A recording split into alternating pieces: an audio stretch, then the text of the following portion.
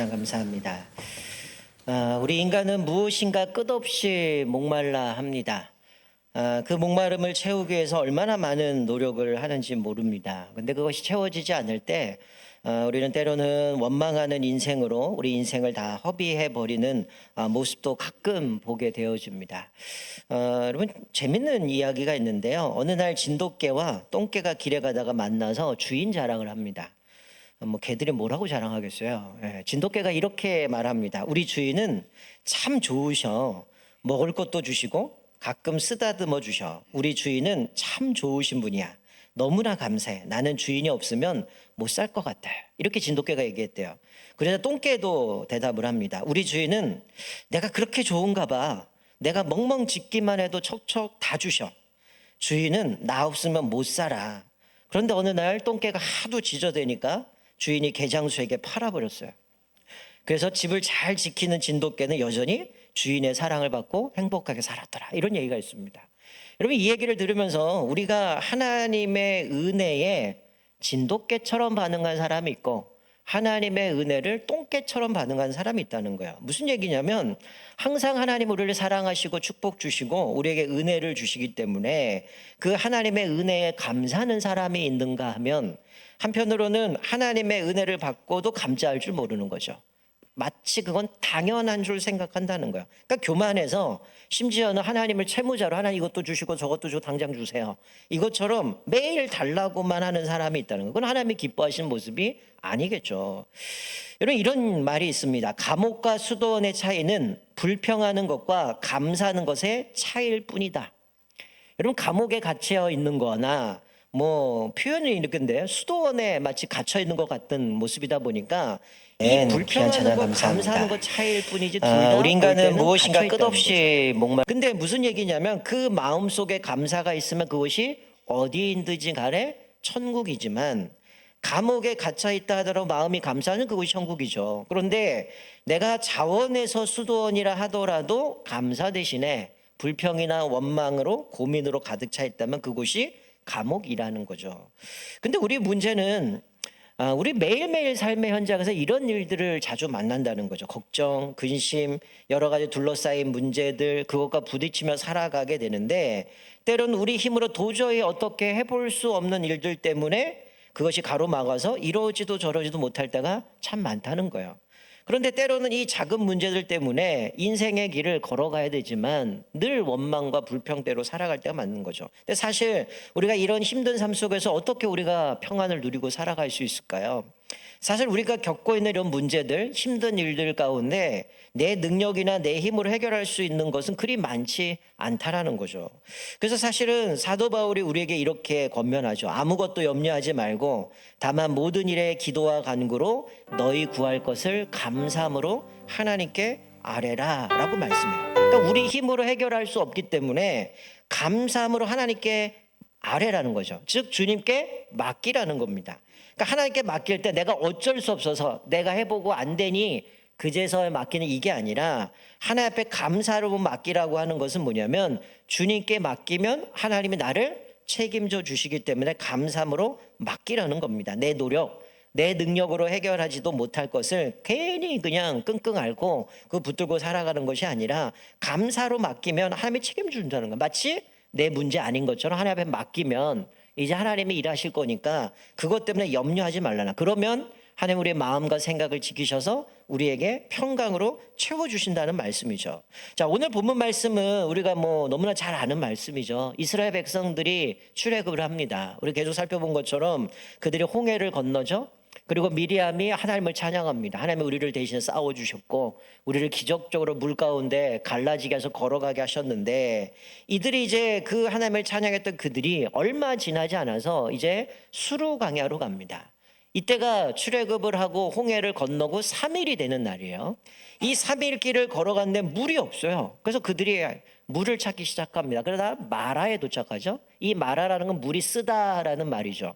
그래서 마라에 도착해서 이들이 허겁지겁 물을 먹었는데 물이 써서 다 뱉어버리는 거죠. 그래서 이들이 원망합니다. 우리가 뭘 마실까?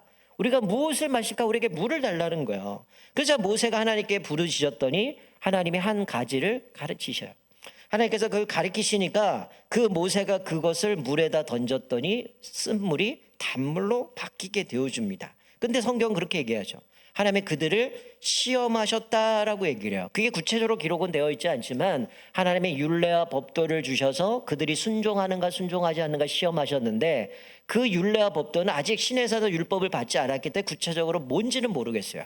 그러나 하나님의 시험하셨는데 너희들이 순종하면 애굽에 내렸던 그 질병 중에 하나라도 너희에게 임하지 않게 하시겠다라고 말씀하셔요. 그리고 이들이 엘림에 갔더니 물샘 12이 있고 종려나무 70가지 그루가 있어서 거기에 장막을 칩니다. 그리고 이들이 또 수르 광야에서 이제는 신광야로 옮겨가요. 그때가 대략 한 달이 지날 때입니다. 근데 이들이 또 원망을 하기 시작해요. 이제는 물이 아니라 뭐 때문에 원망해요? 먹을 게 없다는 거예요. 우리가 광야에서 가마 걸어놓고 거기서 고기 먹었던 것, 떡 먹었던 것을 생각하면서 그때의 여호와의 손에 죽었더라면 좋았을 것을 왜 여기로 끌고 와서 우리가 여기서 굶어 죽게 만드느냐라고 불평한다는 거예요. 그럼 하나님이 이들을 다 죽이지 않은 게 감사한 줄 알아야 돼요. 여러분, 그들이 하나님 앞에 부르짖었잖아요. 하나님, 우리 너무 힘듭니다. 우리 구원해 주세요. 그래서 출애굽했는데 지금 하는 얘기가 그때 애굽에서 떡 먹고 고기 먹고 행복했는데 차라리 그때 죽었으면 좋을 걸 왜 여기 불러갖고 우리와 우리 자녀들과 우리 가축까지 다 굶어 죽게 하느냐라고 얘기하는 거죠. 여러분, 참 어이가 없는 거죠. 여러분, 이스라엘 백성들이 애굽에서 행복했습니까? 그들이 하나님 앞에 부르짖었던 내용이 뭐예요? 하나님, 우리가 고역 때문에 너무 힘듭니다. 하나님, 우리 구원해 주십시오. 하나님 앞에 간절히 부르짖었던 걸 하나님이 듣고 그들을 구원해 주셨잖아요. 근데 이제 와서 하는 얘기는 그때가 좋았다는 거예요.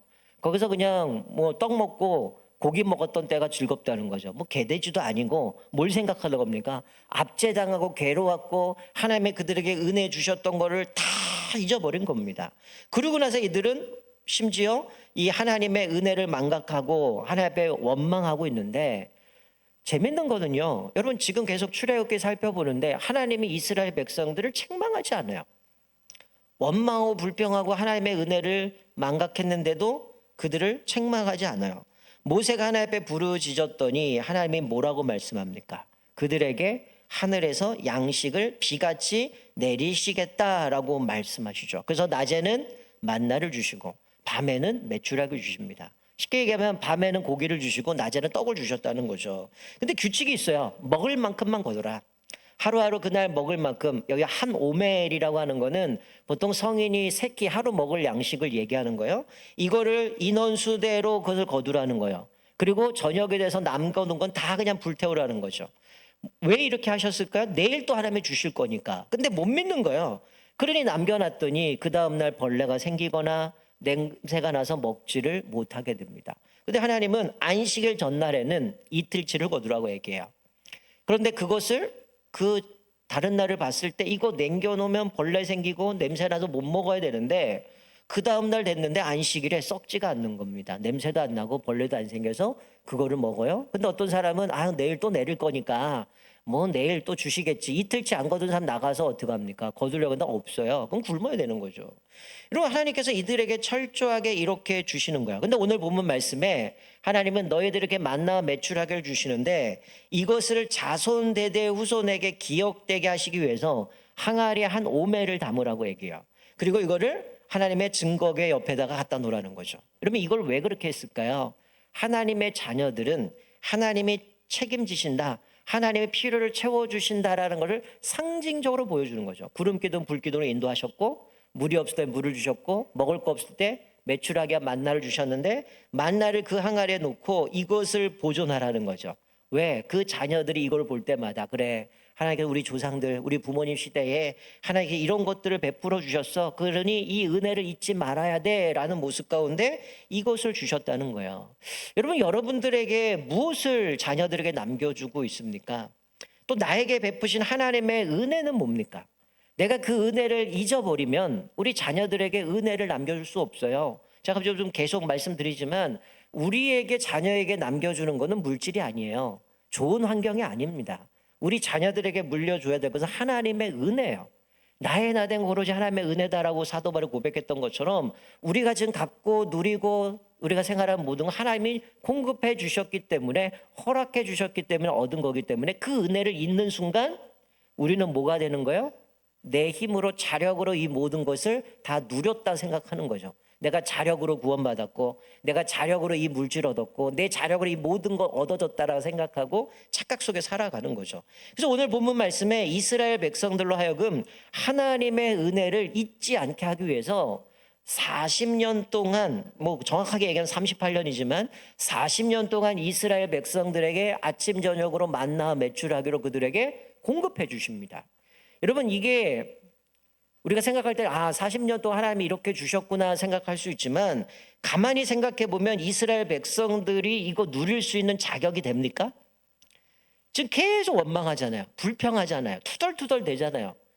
그리고 알다시피 이들이 정탐 보내고 나서 그 보고 따라서 이들이 완전히 태도가 다 바뀌어서 새로운 지도자 세워서 애굽 가자라고 얘기하고, 그것 때문에 40년 방황하잖아요. 근데 하나님은 변화 없이 뭘 주셔요? 만나 매출하기를 40년 동안 주셨다는 거예요. 이거 안 줘도 되는 거 아닙니까? 말도 안 듣고 불평하고 원망하고 이러는데 하나님은 변화 없이 그들에게 주셨어요. 왜 그럴까요? 약속 때문이잖아요. 하나님의 약속을 이루시기 위해서 얘네들을 가나안 땅으로 데리고 가는 것이 하나님의 약속이기 때문에, 그러기 위해서 이들에게 어김없이 만나 매출하기를 주셔요. 그게 언제 끝입니까? 가나안 땅, 요단강을 건너서 가나안 땅에 들어간 날, 그때 만나 매출하가 끝나는 거죠. 하나님의 그 약속을 신실하게 이루시는 거예요. 자, 그러면 이게 해피엔딩으로 오늘 끝나야 되는데, 만나 매출하기를 매일매일 주셔요. 40년 동안 주십니다. 근데 17장 1절 가게 되면 이들이 르비딤으로 갑니다. 이 르비딤은 홍해를 건너서 수르강야 갔다가 좀 밑으로 신광야를 가요. 그 밑에가 시내산인데, 시내산과 신광야 사이에 어디쯤인데, 오늘 보면 호르산과 가깝다는 얘기는 시내산 근처라는 거예요. 르비딤이 갔는데 이들이 또다시 원망해요. 뭐 때문에 원망해요? 마실 물이 없다는 거예요. 심지어는 이 원망을 뛰어넘어 모세와 다툽니다. 왜요? 마실 물이 없다는 거예요. 과거로 회개한 거죠. 옛날에 마라에서 물을 주셨는데 그럼 하나님 앞에 부르짖어야 되잖아요. 근데 당장 물 없다고 원망하고 모세를 향하여 다투기 시작하고 하나님의 은혜를 잊은 채 과거로 회개합니다. 그래서 우리에게 물을 주어 마시게 하라.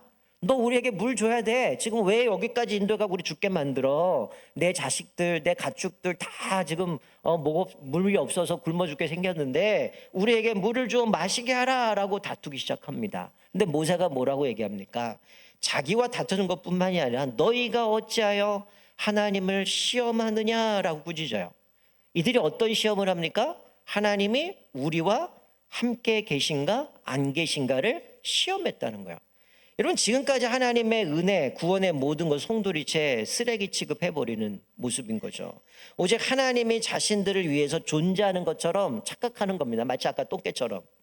하나님은 나를 위해 존재하니 내 피로 다 채워줘야 되고, 하나님 이거 왜 나한테 물 안 줍니까? 왜 나에게 고기 안 줍니까? 하나님 도대체 살아계신 거 맞습니까? 하나님 나와 함께 하십니까? 안 하십니까? 이거 갖고 지금 하나님을 시험하고 있다라고 말씀하고 있는 거죠.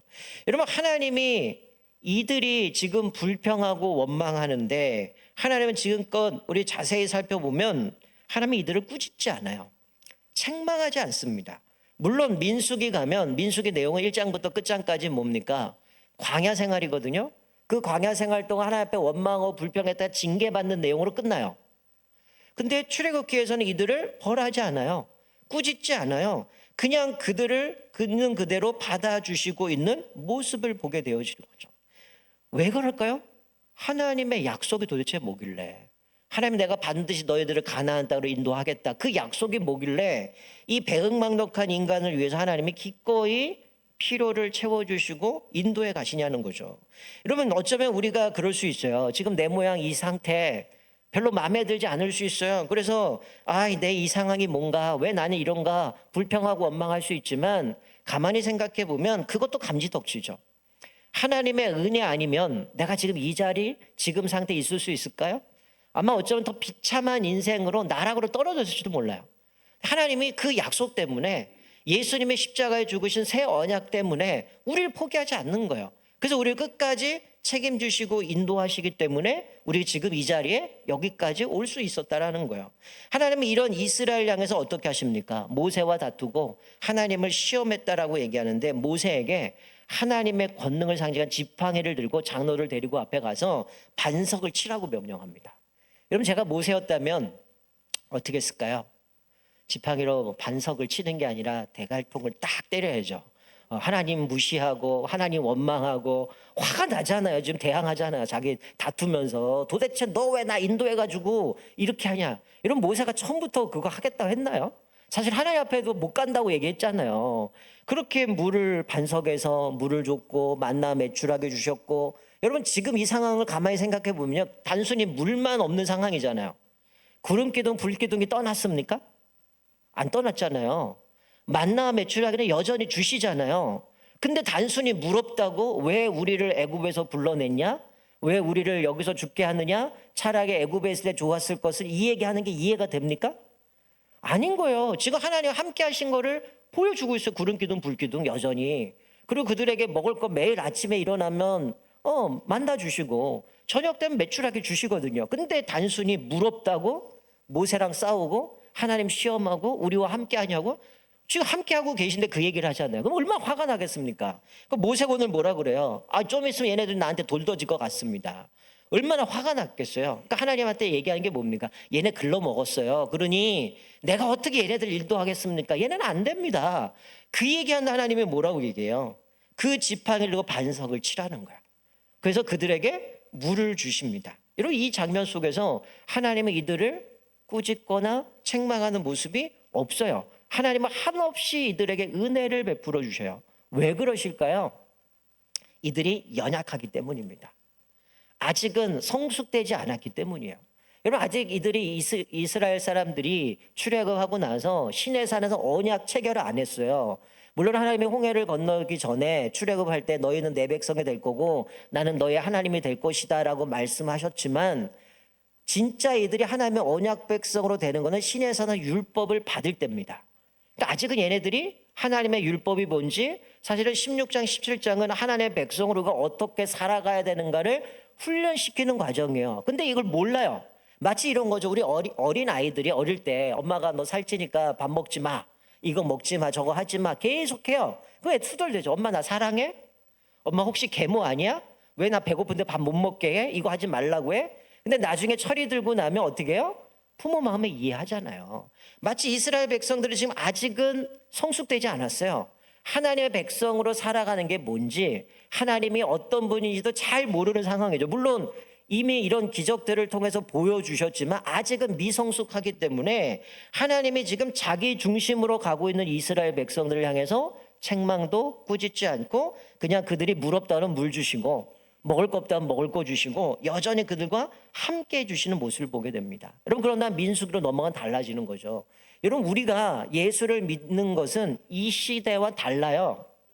우리는 이미 예수 그리스도의 십자가의 죽으심을 통해 구원받은 사람들입니다. 새 언약 백성이에요. 그리고 성경 66권을 통해서 우리가 어떤 삶을 살아가야 되는가를 우리에게 다 이미 주셨단 말이에요. 그럼 우리는 마치 민수기의 모습과 똑같아요. 내가 예수를 믿고 있는데 여전히 어린아이처럼 하나님 나와 함께 하신 거 맞습니까? 하나님 왜 나에게 이건 안 줍니까? 쟤는 주고 왜 안 줍니까? 이거는 철없는 거예요. 이미 내가 성숙되었는 어른이 됐는데도 여전히 어린아이처럼 젖만 달라고 있는 거 똑같다라는 거죠.